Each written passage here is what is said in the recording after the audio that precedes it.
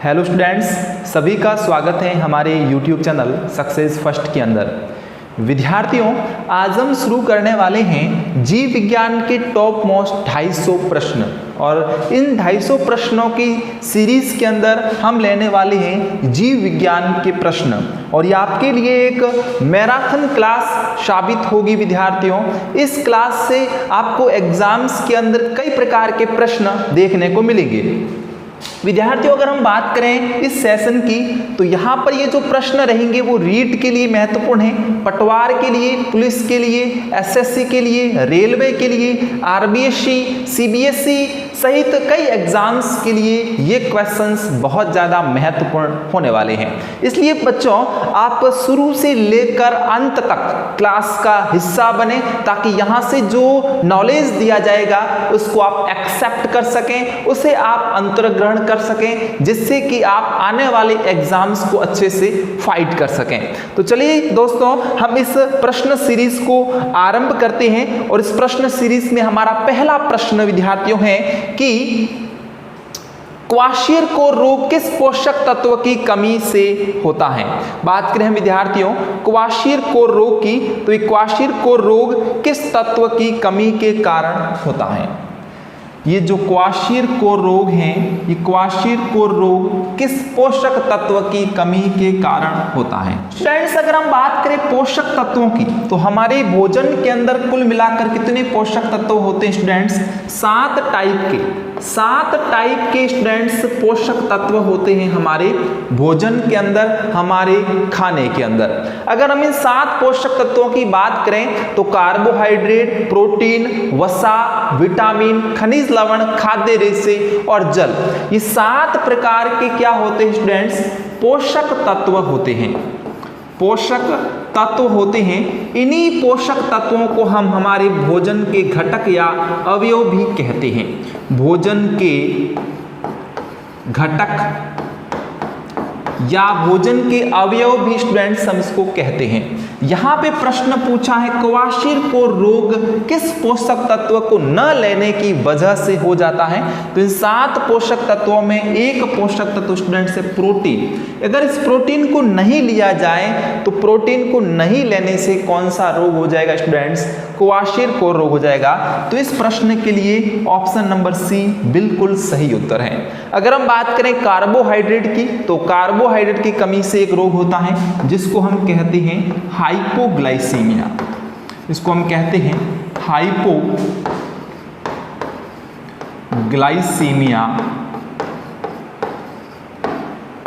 अगर हम बात करें विटामिन की तो कई प्रकार के विटामिन होते हैं जिनकी वजह से अलग अलग रोग होते हैं। प्रोटीन की कमी से अभी मैंने बता दिया कौन सा रोग होता है। प्रोटीन की कमी से एक रोग हो जाता है, उस रोग को हम स्टूडेंट्स क्या कहते हैं? क्वार्शियर-कोर रोग कहते हैं। लवण के अंदर कई प्रकार के लवण आते हैं जैसे कि sodium, potassium, ferrous, iodine, calcium, phosphorus, कई लवण होते हैं और इन लवणों को न लेने की वजह से भी कई प्रकार के रोग जो हैं वो हो जाते हैं। चलिए हम आगे सेकंड क्वेश्चन में चलते हैं और हमारा दूसरा प्रश्न स्टूडेंट्स है कि किस रोग में स्वभाव चिड़चिड़ा, शरीर सूजन से युक्त, भूख कम लगना, त्वचा पीली होना, शुष्क पड़ना, काली पड़ना और धब्बेदार होकर फटने लगना, ये बच्चों किस रोग के लक्षण हैं? आपको बताना है कि ये कौन सा रोग है जिस रोग के अंदर स्वभाव चिड़चिड़ा हो जाता है, शरीर सूज जाता है, भूख बिल्कुल नहीं लगती है, त्वचा पीली हो जाती है, पीली होने के बाद त्वचा सूखने लगती है, काली पड़ जाती है और धब्बेदार होकर आखिर में फटने लगती है। अगर इस प्रकार का स्टूडेंट्स आपको क्वेश्चन पूछा जाता है तो इसका आंसर आप क्या दोगे? मैरस्मस? नहीं, बिल्कुल नहीं। मैरस्मस रोग के लक्षण नहीं है। मैरस्मस में तो शरीर बिल्कुल दुर्बल हो जाता है, बिल्कुल पतला हो जाता है, व्यक्ति बिल्कुल सूख कर क्या हो जाता है? दुर्बल हो जाता है। लेकिन यहाँ पर क्या बात की गई है स्टूडेंट्स? सूजन की बात की गई है, इसलिए क्या मैरस्मस होगा? नहीं होगा। मैरस्मस रोग जब भी होगा स्टूडेंट्स, तो वहां पे दुर्बलता आपको याद रखनी है, वहां पे आपको सूजन याद नहीं रखनी है। घेंगे में सूजन जरूर होती है स्टूडेंट्स, लेकिन चिड़चिड़ापन नहीं होता है। शरीर में शुष्कता, कालापन और धब्बेदार होकर फटने भी नहीं लगती हैं, इसलिए घेंगा रोग नहीं है। घेंगा रोग किसकी वजह से होता है? आयोडीन की कमी के कारण होता है।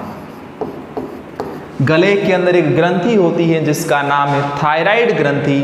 थायराइड ग्रंथि के द्वारा एक हार्मोन सर्कुलेट होता है जिसका नाम है थायरॉक्सिन हार्मोन, और थायरॉक्सिन हार्मोन की जब कमी होती है, और जब थायरॉक्सिन हार्मोन की कमी होती है तो कौन सा रोग हो जाता है? घेंगा रोग हो जाता है। और थायरॉक्सिन की मात्रा को नियमित रखने के लिए किसकी मात्रा लेना जरूरी है?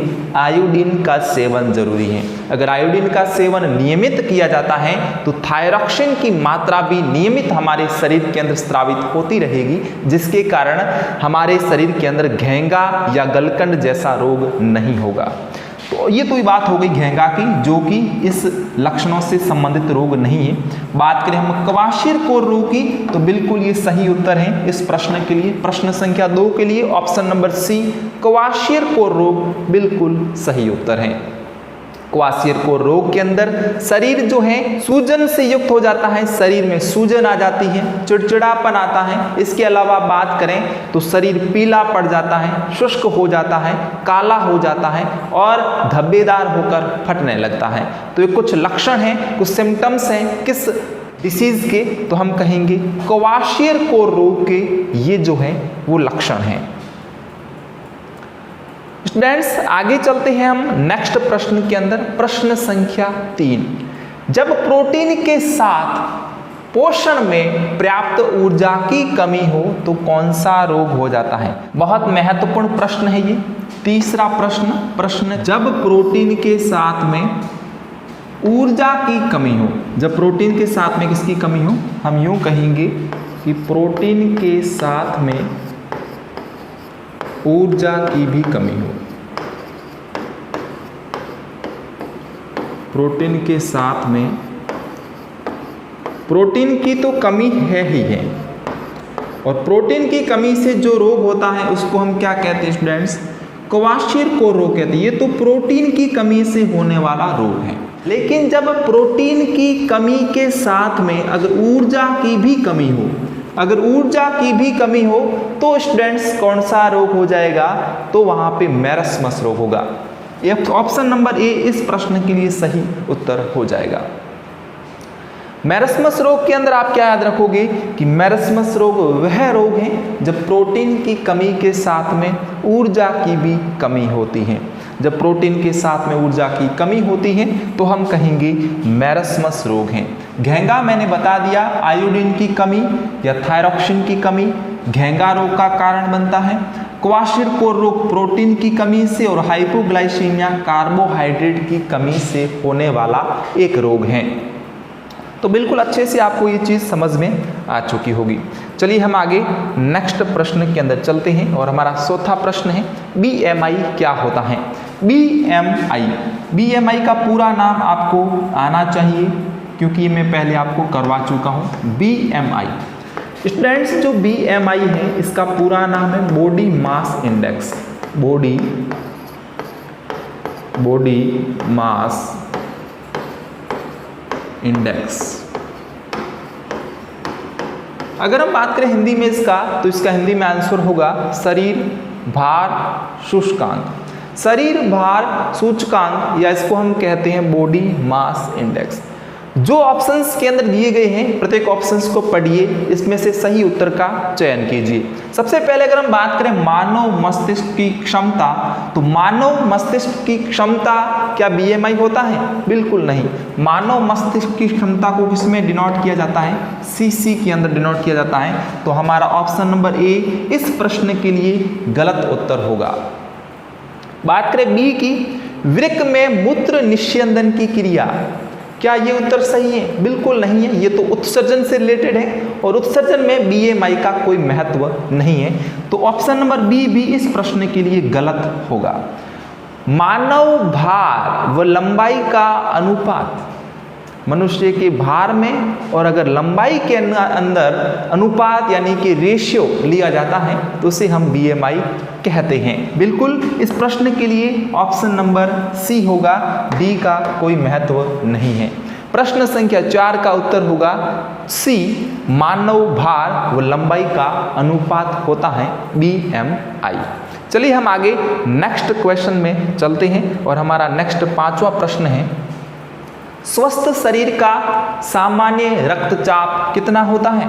एक जो हेल्थी बॉडी होती है, एक जो स्वस्थ शरीर होता है, उस स्वस्थ शरीर में जो नॉर्मल रक्तचाप होता है, रक्तचाप का मतलब है ब्लड प्रेशर BP, जो नॉर्मल सामान्य रक्तचाप होता है एक मनुष्य का, क्या वो 140/100 mm/Hg होता है? इसके पीछे आप याद रखोगे mm/Hg क्या होता है?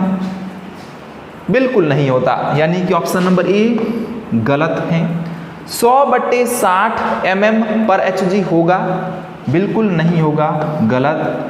क्या 120/80 mm/Hg होगा? जी हाँ, इस प्रश्न के लिए ये बिल्कुल सही उत्तर है। एक सामान्य व्यक्ति के अगर रक्तचाप की बात की जाती है तो उत्तर में आप लिखोगे 120/80 mm/Hg। अगर यहाँ पे हम बात करें ऊपर वाले रक्तदाब की और नीचे वाले रक्तदाब की, तो इसको हम इस प्रकार से लिखते हैं। ऊपर वाले को हम कहते हैं सिस्टोलिक दाब। स्टूडेंट्स क्या कहते हैं इसको? सिस्टोलिक दाब कहते हैं। परीक्षा में कई बार ये प्रश्न पूछा जाता है, सिस्टोलिक दाब, और इसको हम कहते हैं डायास्टोलिक दाब। एक होगा सिस्टोलिक दाब, एक होगा डायास्टोलिक दाब। तो प्रश्न ऐसे पूछा जा सकता है कि 120/80 mm/Hg के अंदर सिस्टोलिक दाब कौन सा होगा या डायास्टोलिक दाब कौन सा होगा। या फिर परीक्षा में प्रश्न पूछा जाता है कि मनुष्य में सिस्टोलिक दाब कितना होता है, तो आप बताओगे 120। अगर आपको पूछा जाता है कि मनुष्य के अंदर डायास्टोलिक दाब कितना होता है, तो स्टूडेंट्स वहाँ पे आप कितना आंसर दे दोगे? 80 यानी कि 80 उत्तर दे दोगे। चलिए हम आगे नेक्स्ट क्वेश्चन के अंदर चलते हैं और नेक्स्ट क्वेश्चन हमारा 6 नंबर पे रहेगा, विटामिन B3 का रासायनिक नाम क्या है?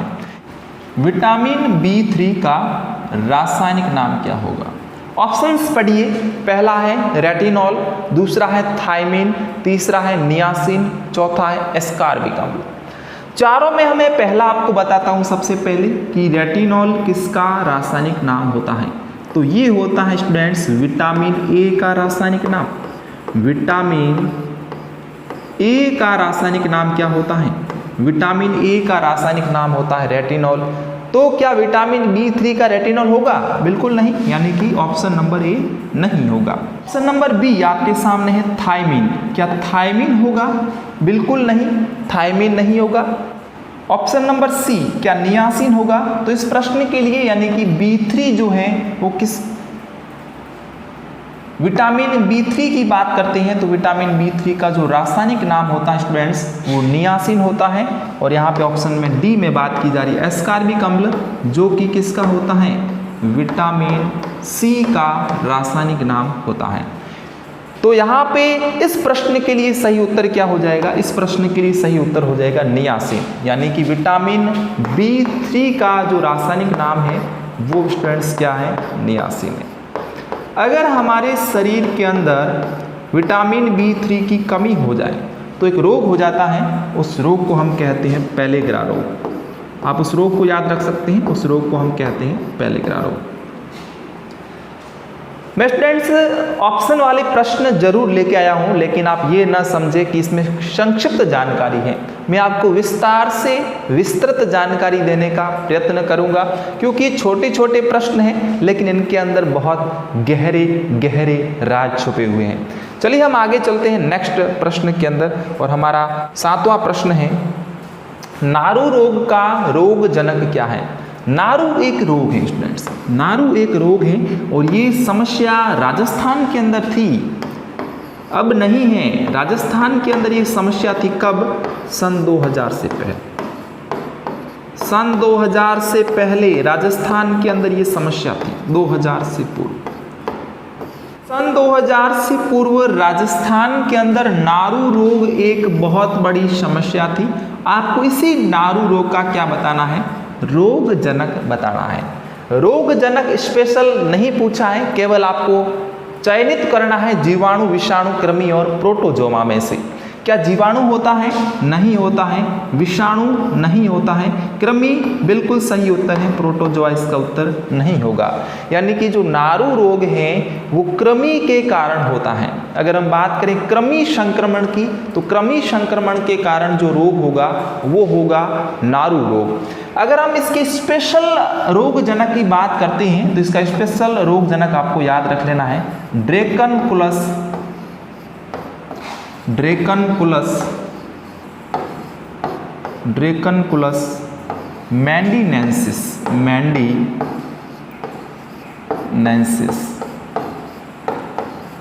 ड्रैकनकुलस मैंडीनेंसिस ये एक रोगजनक है, एक कृमि है, जिसके कारण कौन सा रोग होगा, नारू रोग होगा। एग्जाम्स के अंदर सीधे सीधे प्रश्न पूछे जाते हैं कि ये आपको रोग दे दिया, उस रोग का रोगजनक आपको बताना होता है। जैसे कि आपको पूछ लिया स्टूडेंट्स टीबी जो होता है वो जीवाणु के कारण होता है। कभी कभी परीक्षा में ऐसे प्रश्न पूछे जाते हैं कि टीबी रोग का रोगजनक क्या है, तो आप वहां पे विषाणु गलत कर दोगे, कृमि गलत कर दोगे, प्रोटोजोआ गलत कर दोगे, लेकिन जीवाणु सही कर दोगे। कभी कभी परीक्षा में प्रश्न पूछा जाता है कि कौन सा रोगजनक है स्पेशल। अगर रोगजनक पूछा जाता है तो वहां पे आप क्या बता दोगे, माइक्रोबैक्टीरियम ट्यूबरक्लोसिस। टीबी रोग का रोगजनक क्या होता है, माइक्रोबैक्टीरियम ट्यूबरक्लोसिस होता है। इसी प्रकार से अगर हम बात करें नारू रोग की, तो नारू रोग का रोगजनक कृमि है जिसका नाम है ड्रैकनकुलस मैंडीनेंसिस, ड्रैकनकुलस मैंडीनेंसिस। बहुत स्पेशल नाम है, याद रख लें। आगे चलते हैं हम नेक्स्ट 8वें प्रश्न के अंदर, और 8वां प्रश्न हमारा है तंबाकू किस कुल का पादप है। देखिए बच्चों, यहां पे आपको कुल बताना है, कुल किसका कुल बताना है, तंबाकू का कुल बताना है। तो मालवेसी नहीं है, इसका उत्तर होगा सोलेनेसी। इस प्रश्न के लिए सोलेनेसी बिल्कुल सही उत्तर है। ये आपको एक प्रश्न यहां से पूछा जाता है कि तंबाकू किस कुल का पादप है, तो तंबाकू सोलेनेसी कुल का पादप होगा। और दूसरा प्रश्न यहीं से पूछा जाता है कि तंबाकू का वैज्ञानिक नाम क्या होता है। तंबाकू का वैज्ञानिक नाम भी आपको एग्जाम के अंदर पूछा जा सकता है, तो आप इसको भी साथ साथ में जरूर याद रख लें। पहला प्रश्न आपको पूछा जाएगा तंबाकू किस कुल का पादप है, तो वहां पे आप बता दोगे कि सर ये सोलेनेसी कुल का पादप है। लेकिन अगर इसका आपको साइंटिफिक नेम पूछा जाएगा, वैज्ञानिक नाम पूछा जाएगा, तो वहां पे आप बताओगे निकोटिएना, निकोटिएना टोबेकम, निकोटिएना टोबेकम। निकोटिएना टोबेकम स्टूडेंट्स ये किसका वैज्ञानिक नाम है, तो निकोटिएना टोबेकम ये वैज्ञानिक नाम है किसका, तंबाकू का। तो दो प्रश्न यहां से सॉल्व हो जाते हैं। पहला सोलेनेसी कुल का पादप है जिसका वैज्ञानिक नाम निकोटिएना टोबेकम है। तीसरा प्रश्न, एक प्रश्न ये हो गया, दूसरा प्रश्न ये हो गया, तीसरा प्रश्न और आप इसमें नोट करिएगा कि जो स्टूडेंट्स तंबाकू होता है, तंबाकू के अंदर एक हानिकारक तत्व होता है जिसके कारण स्टूडेंट्स नशा आता है। प्रश्न पूछा जाता है कि तंबाकू पे नशा किसके कारण होता है।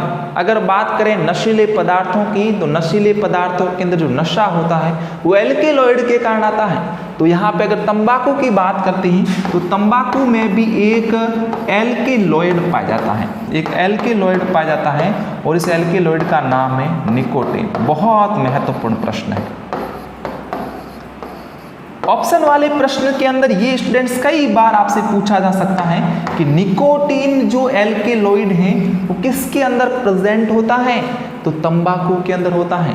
इसके अलावा ये अफीम में भी प्रेजेंट होता है, लेकिन स्पेशल आप किसका याद रखोगे, तंबाकू का याद रखोगे कि तंबाकू के अंदर जो एल्केलॉइड पाया जाता है जिसके कारण उसके अंदर नशा होता है वो है निकोटीन। ये याद रह जाएगा। चलिए हम आगे चलते हैं नेक्स्ट क्वेश्चन के अंदर, और अगला हमारा नवा प्रश्न होगा, और नवा प्रश्न हमारा है मदिरा का मुख्य घटक क्या है।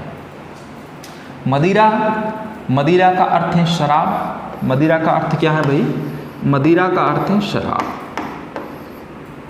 अब आपको प्रश्न पूछा जाएगा कि इस शराब का या मदिरा का जो मुख्य घटक है, मुख्य घटक या अवयव जिसे कहते हैं, वो क्या होता है। तो ऑप्शन आपको 4 दिए गए, ए बी सी डी। पहला है एथेनॉल, या इसका दूसरा नाम है एथिल एल्कोहल, इसका है मैथेनॉल नाम, इसको हम कहते हैं एसिटिक अम्ल, इसको कहते हैं ग्लूकोज। पहला आपको याद रखना है, पहला क्या नाम है? C2H5OH, इसको हम कहते हैं एथिल एल्कोहल, इसको हम कहते हैं एथिल एल्कोहल। दूसरा CH3OH, इसको हम कहते हैं मैथेनॉल।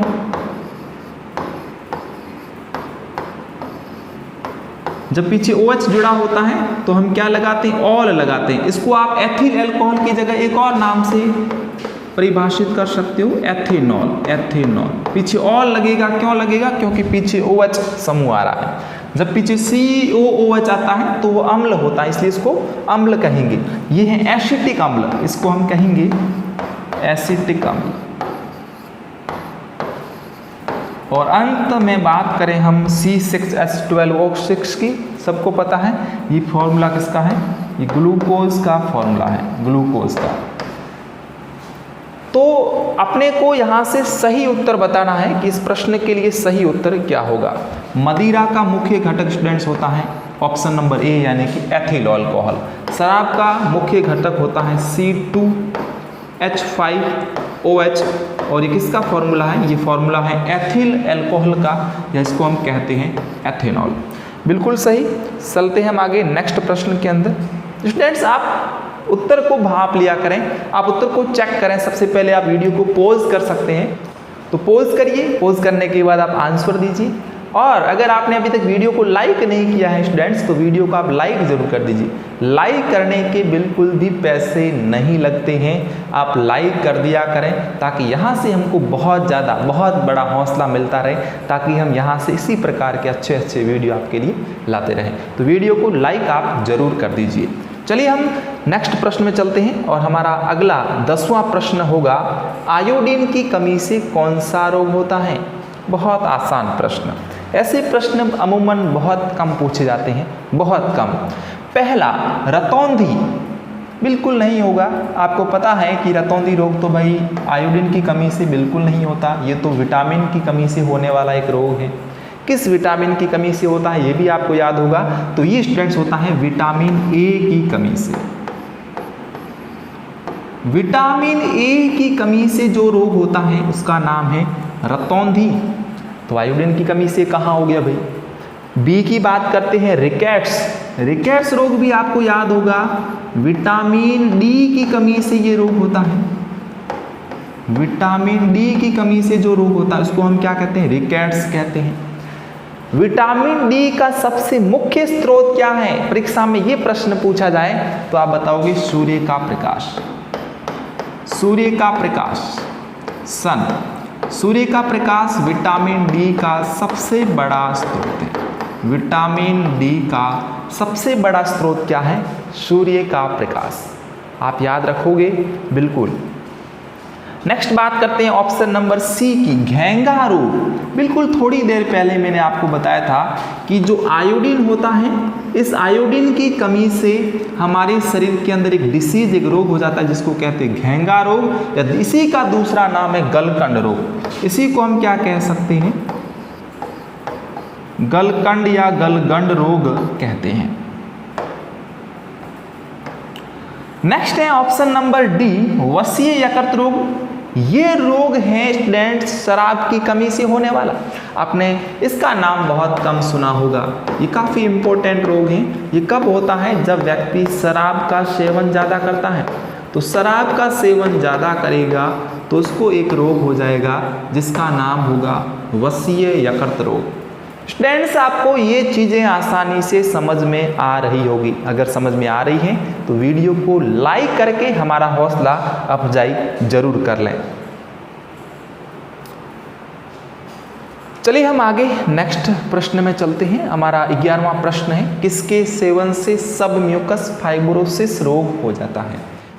ध्यान दें, जो सीबीएसई की, आरबीएसई की तैयारी करते हैं वो स्टूडेंट्स भी ध्यान दें। रीट, पटवार, पुलिस, एसएससी, रेलवे, किसी भी एग्जाम्स की अगर कोई तैयारी कर रहा है तो वे स्टूडेंट्स भी ध्यान दें कि सब म्यूकस फाइब्रोसिस रोग क्या होता है। बाकी जितने भी प्रश्न हैं सभी बहुत महत्वपूर्ण प्रश्न हैं। तो यहाँ पे अगर हम बात करें इस सब म्यूकस फाइब्रोसिस रोग की, तो क्या शराब के सेवन से सब म्यूकस फाइब्रोसिस रोग होता है? नहीं, बिल्कुल नहीं होता। शराब के सेवन से तो वसीय यकृत रोग होता है, जो हमने थोड़ी देर पहले पढ़ा। कौन सा रोग होता है? वसीय यकृत रोग होता है। किसके सेवन से? शराब के अत्यधिक सेवन से वसीय यकृत रोग होता है। दूसरा है अफीम के सेवन से। बिल्कुल नहीं, अफीम के सेवन से भी सब म्यूकस फाइब्रोसिस रोग नहीं होगा। क्या गुटखा खाने से होता है? बिल्कुल होता है। अगर गुटखे का सेवन अधिक किया जाता है तो स्टूडेंट्स एक रोग हो जाता है जिसे हम कहते हैं सब म्यूकस फाइब्रोसिस रोग। इस सब म्यूकस फाइब्रोसिस रोग का एक मुख्य लक्षण ये है कि स्टूडेंट्स जो जबड़े होते हैं वो जबड़े एकदम कठोर होते हैं और मुंह के खोलने में समस्या आती है। तो यहाँ पे हम कहेंगे जबड़े की मांसपेशियां,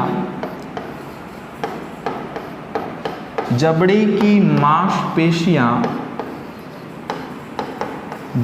मांसपेशियां कठोर हो जाती हैं, और जबड़े की मांसपेशियां जब कठोर होती हैं तो मुंह खोलने में समस्या आती है। इसलिए आपने अपने आसपास के लोगों को देखा होगा कि जो लोग ज़्यादा गुटखे का सेवन करते हैं उसके मुंह खुलने में भी समस्या अधिक आती है। ये आपने समस्या अपने आसपास के लोगों में देखी होगी। बिल्कुल।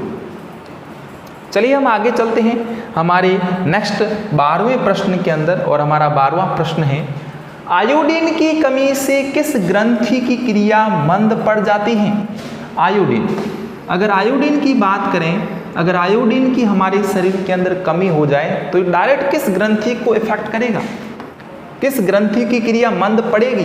तो यहाँ पे अगर हम स्टूडेंट बात करें आयोडीन की, तो आयोडीन का प्रभाव डायरेक्ट जिस ग्रंथि पे होता है उस ग्रंथि का नाम है थायराइड ग्रंथि। अगर हम बात करें आयोडीन की, तो आयोडीन को समय समय पर ग्रहण कर लेते हैं तो थायरॉक्सिन हार्मोन जो है वो सही से स्रावित होता रहेगा। अगर थायरॉक्सिन हार्मोन स्रावित नहीं होगा तो थायरॉक्सिन हार्मोन कहाँ से स्रावित होता है? थायराइड ग्रंथि से। इसलिए इसका उत्तर क्या होगा? थायराइड ग्रंथि होगा, क्योंकि थायराइड ग्रंथि से थायरॉक्सिन हार्मोन स्रावित होता है, और थायरॉक्सिन हार्मोन किसके कारण बनता है? आयोडीन के कारण बनता है। तो यहाँ पे ये उत्तर आप याद रखोगे, थायराइड ग्रंथि। बाकी इनका यहाँ पे कोई मतलब नहीं है। ऑप्शन नंबर ए थायराइड ग्रंथि बिल्कुल सही उत्तर हो जाएगा। चलिए हम आगे चलते हैं नेक्स्ट प्रश्न के अंदर। नेक्स्ट 13वां प्रश्न है, जल कितनी अवस्थाओं में पाया जाता है? Option number A 1। तो जल क्या एक अवस्था में पाया जाता है? बिल्कुल नहीं पाया जाता। 2 अवस्था में? बिल्कुल नहीं। 3 अवस्थाओं में जल पाया जाता है। जल कितनी अवस्थाओं में प्रेजेंट होता है? जल यहाँ पे स्टूडेंट्स 3 अवस्थाओं में प्रेजेंट होता है। जल होता है ठोस, किस फॉर्म में? बर्फ। ठोस के रूप में जब हम लिक्विड पानी को, जल को फ्रिज के अंदर रखते हैं तो वो बर्फ बन जाता है। तो कौन सा रूप हो गया? ठोस हो गया। अब इस ठोस को जब आप गर्म करोगे तो क्या बन जाएगा भाई? जल बन जाएगा, पानी। ये और ये कैसी अवस्था होगी जल की? ये जल की द्रव अवस्था होगी। नेक्स्ट अगर हम इस जल को उबाल लेंगे, अगर हम इस जल को उबालें स्टूडेंट्स, उबालेंगे तो ये जल किस में ट्रांसफर हो जाएगा? भाप के अंदर, गैस के अंदर। यानी कि ये 3 अवस्थाएं हो गई। इस संसार के अंदर, इस विश्व के अंदर, इस प्रकृति के अंदर जल ही एक ऐसा पदार्थ है जो पदार्थ की तीनों अवस्थाओं के अंदर प्रेजेंट होता है। यहाँ पे ठोस में भी प्रेजेंट होगा, जल के अंदर भी प्रेजेंट होगा, और गैस के अंदर भी प्रेजेंट होगा। बर्फ के रूप में, लिक्विड पानी के रूप में, और गैस के यानी भाप के रूप में। चलिए हम आगे चलते हैं एक और नए प्रश्न में, और हमारा 14वां प्रश्न है, मदिरा या शराब के प्रभाव से कौन सा रोग हो जाता है? थोड़ी देर पहले हमने इस रोग के बारे में डिस्कस किया था। ये रोग रिकेट्स रोग है जो कि विटामिन डी की कमी से होने वाला एक रोग है। नारू रोग जो कि एक कृमि संक्रमण के कारण होने वाला रोग है। नारू रोग का जो रोग जनक है वो है ड्रैकनकुलस मैंडिनेंसिस। ड्रैकनकुलस मैंडिनेंसिस के कारण जो रोग होता है वो है नारू रोग, या इसको एक और नाम से जाना जाता है, इसको कहते हैं बाला रोग। नारू या इसको दूसरे नाम से भी जाना जाता है बाला रोग, जो कि राजस्थान में 2000 से पहले एक समस्या थी। किस रोगजनक के कारण? कृमि के कारण, ड्रैकनकुलस मैंडिनेंसिस के कारण। बात करें हम वशीय यकृत रोग की, तो इस प्रश्न के लिए ये ऑप्शन नंबर सी बिल्कुल सही उत्तर हो जाएगा। मदिरा या शराब के प्रभाव से वशीय यकृत रोग हो जाता है। मधुमेह रोग या डायबिटीज जो है वो यहाँ पे इंसुलिन की कमी से होने वाला एक रोग है। अगर इंसुलिन की शरीर में कमी है, अगर इंसुलिन की शरीर में कमी है तो हमारे शरीर में मधुमेह रोग या डायबिटीज रोग हो जाता है, क्योंकि इंसुलिन जो है वो हमारे शरीर के अंदर ग्लूकोज को ग्लाइकोजन के अंदर तब्दील करता है। आप इस कॉन्सेप्ट को स्टूडेंट समझ लें, बहुत जरूरी कॉन्सेप्ट आपको बता रहा हूं। जो यहाँ पे इंसुलिन होता है वो ग्लूकोज को ग्लाइकोजन के अंदर चेंज करता है। अगर इंसुलिन बहुत कम बन रहा है, इंसुलिन अगर बहुत कम बन रहा है, इंसुलिन कम बनेगा तो ग्लूकोज चेंज नहीं होगा, किसमें? ग्लाइकोजन में। जब ग्लूकोज ग्लाइकोजन में चेंज नहीं होगा तो हमारे शरीर में किसकी वृद्धि हो जाएगी भाई? हमारे शरीर के अंदर ग्लूकोज की, यानी कि सीधी सीधी बात करें तो शर्करा की वृद्धि हो जाएगी। और जब शर्करा की वृद्धि हो जाएगी तो स्टूडेंट्स रोग हो जाएगा मधुमेह रोग। सीधी सी बात करें तो उस व्यक्ति को शुगर हो जाएगा। चलिए आगे चलते हैं हम नेक्स्ट प्रश्न के अंदर। हमारा नेक्स्ट 15वां प्रश्न है, स्टीफन हेल्स ने पहली बार निम्न में से किस जंतु का रक्तचाप मापा? क्या गाय का मापा? नहीं सर, बिल्कुल नहीं। शेर का? नहीं। घोड़ा? बिल्कुल सही उत्तर यहाँ पे। घोड़े का रक्तचाप मापा था सबसे पहले किसने? स्टीफन हेल्स ने। तो स्टीफन हेल्स ने पहली बार घोड़े का रक्तचाप मापा था, तो घोड़ा यहाँ पे सही उत्तर हो जाएगा। चलिए हम आगे एक और नए प्रश्न में चलते हैं। 16वां प्रश्न, सिगरेट के धुएं में कौन सी गैस उपस्थित होती है? बहुत हानिकारक गैस है और ये गैस जानलेवा भी है, लेकिन लोग इस जानलेवा गैस को ग्रहण करने के इच्छुक होते हैं। अगर हम बात करें ऑक्सीजन की तो बिल्कुल नहीं होगी, क्योंकि सिगरेट के धुएं में अगर ऑक्सीजन होती है तो हर कोई सिगरेट पीता।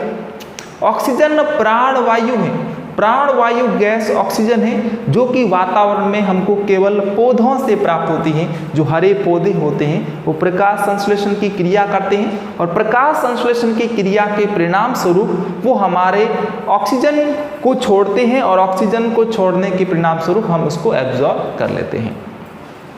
तो ऑक्सीजन प्राणवायु है, ये सिगरेट के धुएं में नहीं होती। ऑक्सीजन प्राणवायु है, ये सिगरेट के धुएं में भाई नहीं होती। यहाँ पे सही उत्तर है कार्बन मोनोऑक्साइड। CO2 भी नहीं है, इनमें से कोई नहीं, इस ऑप्शन का कोई मतलब नहीं है। अगर हम बात करें CO की, इस CO का नाम है carbon monoxide. Carbon monoxide. Student जो ये कार्बन मोनोऑक्साइड है, ये कार्बन मोनोऑक्साइड सिगरेट के धुएं में प्रेजेंट होता है। तो सिगरेट के धुएं में कौन सी गैस उपस्थित होती है? तो आप याद रखोगे कार्बन मोनोऑक्साइड उपस्थित होती है। आगे हम एक और नए धमाकेदार प्रश्न के अंदर चलते हैं। बहुत एक शानदार, बहुत सुपर प्रश्न मैं लेके आया हूँ यहाँ पे। कोल्ड ड्रिंक्स के निर्माण के समय किस अम्ल को मिलाया जाता है जो हमारे दांतों को सीधा सीधा प्रभावित करता है? दांतों को सीधा सीधा प्रभावित करता है किसमें? कोल्ड ड्रिंक्स के अंदर। जो शीतल पेय पदार्थ हम पीते हैं उसके अंदर विद्यार्थियों एसिड मिलाए जाते हैं, अम्ल मिलाए जाते हैं, और ये अम्ल जो होते हैं वो इतने खतरनाक होते हैं जो हमारे दांतों को इफेक्टेड करते हैं, हमारे शरीर के अंदर जाकर आमाशय को प्रभावित करते हैं, पाचन क्रिया को प्रभावित करते हैं। इसके अलावा वो एसिडिटी पैदा करते हैं। यानी कि ऑल ओवर अगर बात की जाए तो कोल्ड ड्रिंक्स हमारे सेहत के लिए बहुत हानिकारक होते हैं। इसके अंदर ऑप्शन ए आपको दिख रहा होगा, गंधक का अम्ल H2SO4। गंधक का अम्ल का मतलब है H2SO4, बिल्कुल H2SO4 इसके अंदर नहीं मिलाया जाता। नाइट्रिक अम्ल इसके अंदर नहीं मिलाया जाता। इनमें से कोई नहीं, इस ऑप्शन का कोई मतलब नहीं है। अगर बात करें ऑप्शन नंबर बी की, जो है फास्फोरिक अम्ल। फास्फोरिक अम्ल वह अम्ल है जिसको स्टूडेंट्स किसके अंदर मिलाया जाता है, कोल्ड ड्रिंक्स के अंदर मिलाया जाता है, और ये कोल्ड ड्रिंक्स के अंदर मिलकर सीधा सीधा हमारे शरीर के अंदर दांतों को प्रभावित करता है। अगर इसकी मात्रा कोल्ड ड्रिंक्स के अंदर ज़्यादा डाली जाती है तो ये दांतों के इनेमल को भी नष्ट कर सकता है। दांतों पर जो बाह्य आवरण होता है इनेमल का, जो हमारे शरीर में सबसे कठोर पदार्थ भी होता है, वो इसको भी गलाने की क्षमता रखता है। तो पेट में जाने पर तो ये कितनी प्रकार की हानियां करता है उसका आप अंदाजा लगा सकते हैं। चलिए हम आगे चलते हैं एक और नए प्रश्न के अंदर। 18वां प्रश्न आपकी स्क्रीन बोर्ड पे आ चुका होगा। सफेदी के लिए गोभी पर किसका छिड़काव किया जाता है? सफेदी के लिए गोभी पर वो छिड़काव करते हैं। देखिए, अगर गोभी ज़्यादा पुरानी हो जाती है वो तो भद्दी नजर आने लगती है, खराब नजर आने लगती है, और उस गोभी पर अगर एक रसायन का छिड़काव किया जाए तो वो गोभी चमकीली, वो गोभी सफेदी युक्त हो जाती हैं, जो दिखने में एकदम सफ़ेद लगती हैं। जो भी ग्राहक आता है उसको लगेगा कि ये गोभी तो ताज़ी है, इसको खरीद लेना चाहिए। तो यहाँ पे कुछ ऐसे भी लोग हैं जो गोभी पर ऐसे रसायनों का छिड़काव करते हैं जो हमारी सेहत पर बहुत हानिकारक प्रभाव छोड़ते हैं। इसमें बिल्कुल सही उत्तर हो जाएगा ऑप्शन नंबर ए, जो कि है सिल्वर नाइट्रेट। सिल्वर नाइट्रेट को अगर गोभी पे छिड़का जाता है तो उसमें एक सफेदी सी आती है जिसके कारण वो ताज़ा नजर आती है। इसके अलावा कई प्रकार के लोग जो हैं वो मिलावट करते हैं। मिर्ची के अंदर भी मिलावट होती है, धनिया के अंदर भी मिलावट होती है, सब्जी के अंदर और भी कई सब्जियां हैं, बैंगन वगैरह, इनके अंदर भी वो कई प्रकार के जो पेंट होते हैं उनकी पॉलिश चढ़ाते हैं। इसके अलावा जो दालें होती हैं, दालों में भी लोग जो हैं वो मिलावट करते हैं। चने की दाल के अंदर वो खंसारी की दाल मिला देते हैं। अगर हम सरसों के तेल की बात करें तो सरसों के तेल के अंदर आर्जिमोन का तेल मिला दिया जाता है, जिसे हम कहते हैं सत्यानाशी का तेल। तो कई प्रकार की मिलावट जो है आज के समय में जो लोग हैं वो करते हैं, क्योंकि उनके अंदर इंसानियत की भावना बिल्कुल भी नहीं नजर आती। चलिए हम आगे बात करते हैं नेक्स्ट प्रश्न की। ये प्रश्न हम यहीं समाप्त करते हैं। 18 हो गए। 19वां प्रश्न देखिए। नकली दवाओं का धंधा करने वालों को मृत्यु दंड देना चाहिए। अभी बात कर रहे थे हम नकली खाने वाली चीज़ों पर, हम बात कर रहे थे मसालों की, हम बात कर रहे थे सब्जियों की, हम बात कर रहे थे दालों की। इसके अंदर जो लोग मिलावट करते हैं उनके खिलाफ तो बात नहीं कर रहे हैं, लेकिन यहाँ पे दवाओं की बात कर रहे हैं। अगर बात करें नकली दवाओं का धंधा करने वालों की, तो एक ऐसी समिति बनाई गई है जिसने ये सिफारिश की है कि जो भी नकली दवाओं का धंधा करेगा उसको कम से कम मृत्यु दंड मिलेगा, कम से कम मृत्यु दंड मिलेगा। ऐसा किस समिति ने कहा था? मैंने थोड़ा सा चेंज किया है, थोड़ा सा प्रश्न जटिल बनाया है। आ मा का रा, इतना ही चेंज किया है, बाकी पीछे सेम का सेम है। आशेलकर, माशेलकर, काशेलकर, राशेलकर। आशेलकर समिति, माशेलकर समिति, काशेलकर समिति या राशेलकर समिति। अगर आपको परफेक्ट इसका उत्तर नहीं आता है तो वहां पे आप ये गलत करके आओगे। तो यहाँ पे आपको बिल्कुल एक राइट उत्तर याद रखना है, ऑप्शन नंबर बी, माशेलकर समिति। नकली दवाओं का धंधा करने वालों के खिलाफ इन्होंने सिफारिश की थी कि उनको मृत्यु दंड मिलना चाहिए। किस समिति ने कहा था? माशेलकर समिति ने कहा था। तो आंसर याद रखोगे, माशेलकर समिति। चलिए आगे हम चलते हैं एक और नए प्रश्न के अंदर। मांसपेशी संकुचन एवं तांत्रिकीय आवेग का संचरण किस तत्व द्वारा संपन्न होता है? ये प्रश्न काफी इंपॉर्टेंट प्रश्न है। पोटेशियम, सोडियम व पोटेशियम, आयोडीन और फेरस। प्रश्न क्या पूछा है? प्रश्न को आप वापस से देख सकते हो कि मांसपेशी संकुचन एवं तंत्रिकीय आवेग का संचरण किस तत्व के द्वारा संपन्न होता है? क्या पोटेशियम के द्वारा, क्या पोटेशियम व सोडियम के द्वारा, क्या आयोडीन के द्वारा, क्या फेरस के द्वारा? तो इसका उत्तर होगा पोटेशियम बिल्कुल सही है, लेकिन पोटेशियम और सोडियम भी सही है, आयोडीन का और फेरस का यहाँ पे कोई मतलब नहीं है। आप अब इन दो ऑप्शंस में से किस ऑप्शंस को राइट करोगे? या आपके सामने अब एक प्रश्न आ चुका है कि सर पोटेशियम भी सही है, पोटेशियम व सोडियम भी सही है। तो स्टूडेंट्स आप क्या करोगे, इसके अंदर दोनों हैं लेकिन इसमें एक ही है, तो एक वाले को गलत कर दो, दो है उसको सही कर दो, क्योंकि दोनों आ रही हैं, इसको हम गलत थोड़ी कर सकते हैं, क्योंकि इस ऑप्शन के अंदर पोटेशियम आ रहा है, इसलिए ऑप्शन नंबर 20 प्रश्न के लिए सही होगा। पोटेशियम व सोडियम हमारे शरीर के अंदर मांसपेशी संकुचन एवं तंत्रिकीय आवेग संचरण क्रिया को नियंत्रित करते हैं। अगर बात करें आयोडीन की, तो आयोडीन हमारे शरीर के अंदर थायरोक्सिन हार्मोन के स्राव को प्रेरित करता है। फेरस की बात की जाती है तो ये हमारे शरीर के अंदर हीमोग्लोबिन का निर्माण करता है, हमारे शरीर के अंदर लौह तत्व की कमी को पूरा करता है। चले आगे एक और नए क्वेश्चन के अंदर। स्टूडेंट्स हमारा नेक्स्ट प्रश्न है, हमारे शरीर में हड्डियों तथा दांतों को मजबूती कौन प्रदान करता है? स्ट्रेंथ हमारे दांतों को और हड्डियों को, पहला हमारा बोन्स, दूसरा हमारा दांत, इन दोनों को जो मजबूती स्ट्रांगनेस है वो कौन प्रदान करता है? क्या विटामिन डी, क्या विटामिन डी, क्या कैल्शियम, क्या फास्फोरस? प्रश्न थोड़ा सा जटिल आपके लिए बन सकता है, आप इनमें से कौन सा उत्तर दोगे कमेंट में पहले लिखें, फिर मैं आपको बताऊंगा। इसका उत्तर आप कमेंट में डालें, विटामिन डी, कैल्शियम, फास्फोरस या उपरोक्त सभी, यही भी ऑप्शन साथ में, या उपरोक्त सभी। आप इसका उत्तर कमेंट के अंदर टाइप करें। आपने टाइप कर लिया होगा, मैं आपको बता देता हूं, विटामिन डी बिल्कुल है, बिल्कुल इसका उत्तर है विटामिन डी। हमारे शरीर में हड्डियों तथा दांतों को विटामिन डी मजबूत करता है। कैल्शियम बिल्कुल करता है, कैल्शियम करता है। फास्फोरस बिल्कुल करता है, यानी कि ऑप्शन नंबर ए भी सही है, बी भी सही है, सी भी सही है। इसके लिए उपयुक्त सभी वाला ऑप्शन बिल्कुल सही होगा, यानी कि ये तीनों ऑप्शन हम यहाँ पर वापस क्या कर देंगे, गलत कर देंगे। उपयुक्त सभी इसलिए क्योंकि ये तीनों इसके अंदर सम्मिलित हो जाएंगे। ध्यान देना, विटामिन डी के साथ में मिलकर कैल्शियम हड्डियों तथा दांतों को मजबूत करते हैं।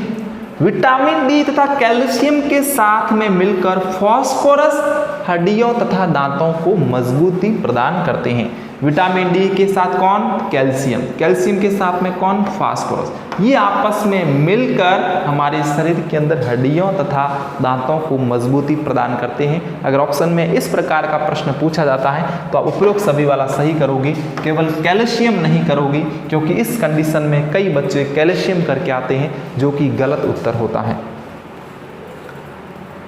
हम चलते हैं आगे हमारे एक और नए और बेहतरीन उम्दा प्रश्न के अंदर। निम्न में से कौन सा रोग विषाणु जनित नहीं है? विषाणु का मतलब होता है वायरस, विषाणु का मतलब होता है वायरस जनित रोग। तो आपको बताना क्या है? वायरस जनित रोग नहीं है बताना है। 3 होंगे, एक नहीं होगा।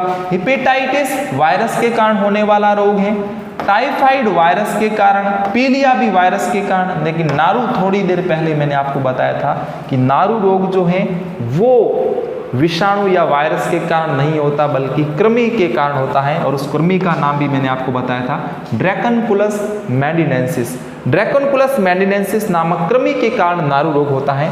तो इसलिए ऑप्शन नंबर ए गलत, बी गलत, सी गलत। यहाँ पे उत्तर होगा ऑप्शन नंबर डी, नारू रोग, क्योंकि हेपेटाइटिस, टाइफाइड और पीलिया ये तीनों रोग वायरस के कारण होने वाले रोग हैं, लेकिन नारू रोग वायरस के कारण नहीं होता है। चलिए आगे नेक्स्ट प्रश्न में।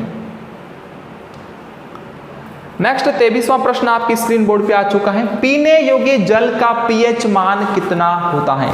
जो जल हम पीते हैं, पीने के लिए यूज लेते हैं, उसका पीएच मान कितना होना चाहिए? उसका पीएच मान जो है वो कितना होना चाहिए? क्या 7, 5.6, 7.4 या 6.5? बहुत अच्छा प्रश्न है, ये बहुत अच्छा प्रश्न है। पीने योग्य जल का पीएच मान कितना होगा? आप कमेंट में टाइप करिए, क्या 7 होगा, 5.6 होगा, 7.4 होगा या 6.5 होगा? कमेंट में टाइप करें।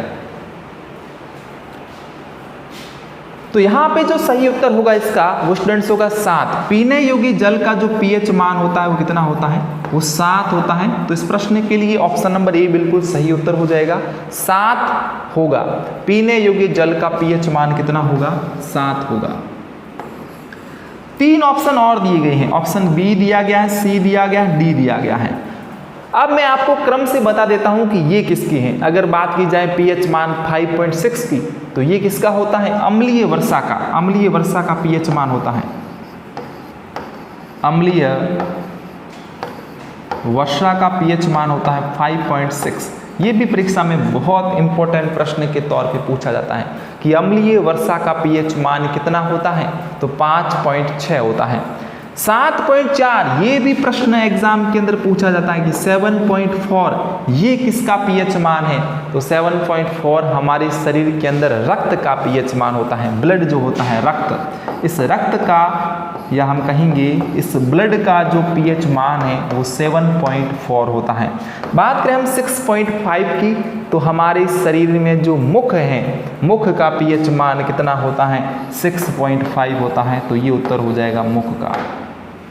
वापस से प्रश्न को देख लीजिए, पीने योग्य जल का पीएच मान 7 होता है, 5.6 अम्लीय वर्षा का पीएच मान होता है, 7.4 रक्त का पीएच मान होता है, 6.5 मुख का पीएच मान होता है। तो अलग अलग पीएच है जिसको आप याद रख सकते हो। ये वो महत्वपूर्ण है जो परीक्षा में हर बार, कई बार, हजारों बार, लाखों बार पूछे जा चुके हैं। चलिए आगे हम चलते हैं नेक्स्ट प्रश्न के अंदर। तंबाकू में पाए जाने वाले एल्केलॉइड का नाम लिखिए। Morphine, codeine, nicotine, papaverine, somniferine. तंबाकू में बताना भाई। ऑप्शन मैंने 5 दे दिए हैं इतनी सुविधा के लिए, पहले 4 दे रहा था, 5 दे दिए। अब आपको बताना है कौन सा होगा, कौन सा एल्केलॉइड होगा। मैं इसी वीडियो के अंदर डिस्क्राइब कर चुका हूं, आपको उत्तर कमेंट में डालना है, डाल दिया होगा। उत्तर होगा निकोटीन। ऑप्शन नंबर सी जो है आपके लिए बिल्कुल सही उत्तर होगा। निकोटीन जो है वो तंबाकू में पाए जाने वाला एक एल्केलॉइड है।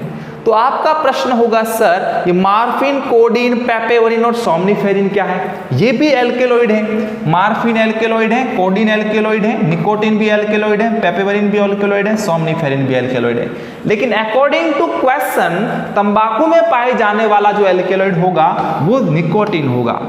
निकोटीन वे एल्केलॉइड हैं जो तंबाकू में पाया जाता है। लेकिन अगर हम बात करें मार्फिन की, कोडीन की, निकोटीन की, पेपेवरिन की और सोमनिफेरम की, अगर ये पांचों एल्केलॉइड अगर हम सम्मिलित कर दें, मार्फिन को, कोडीन को, निकोटीन को, पेपेवरिन को, सोमनिफेरिन को, हमने पहले किसकी बात की, तंबाकू की बात की। तंबाकू में एकमात्र कौन सा होगा, निकोटीन होगा। ये एल्केलॉइड हमने तंबाकू में पढ़ लिया। लेकिन मार्फिन, कोडीन, निकोटीन, पेपेवरिन, सोमनिफेरिन पांचों के पांचों एल्केलॉइड जिसमें होते हैं उसका नाम है अफीम, उसका नाम है अफीम। अफीम के अंदर ये पांचों एल्केलॉइड प्रेजेंट होते हैं। चलिए हम आगे आज के आखिरी प्रश्न के अंदर चलते हैं। आज का आखिरी प्रश्न 25वां प्रश्न। सामान्य स्वस्थ मनुष्य के रुधिर में भोजन पूर्व ग्लूकोज का स्तर कितना होता है? भोजन से पूर्व ग्लूकोज का स्तर पूछा है, वो कितना होगा? 50 से 70 mg/dl नहीं, 70 से 100 नहीं, 100 से 120 यहाँ पे इसका बिल्कुल सही उत्तर हो जाएगा। 140 से 180 बिल्कुल गलत होगा। 100 से 120 mg/dl यहाँ पे इस प्रश्न के लिए सही उत्तर हो जाएगा।